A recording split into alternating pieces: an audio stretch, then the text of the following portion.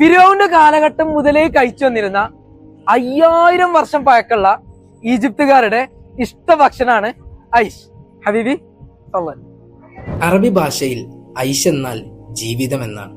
അറബി സംസാരിക്കുന്ന എല്ലാ നാടുകളിലും പത്തിരിക്കും റൊട്ടിക്കും ഖുബ്സ് എന്ന് പറയും.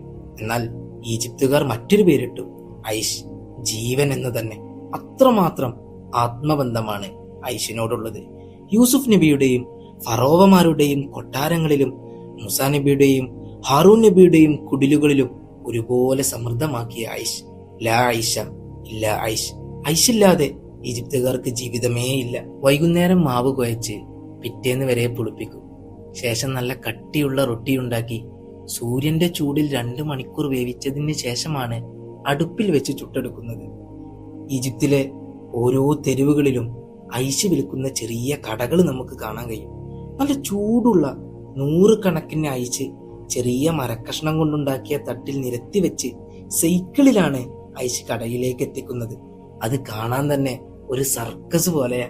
ഒരു കയ്യിൽ നല്ല ഭാരമുള്ള ഐഷ് നിറച്ച മരത്തടിയും മറ്റേ കയ്യിൽ ഹാൻഡിലും പിടിച്ച് മരണവേഗതയിൽ ഏത് തിരക്കുള്ള റോഡിലൂടെയും അവര് സൈക്കിൾ ഓടിക്കും.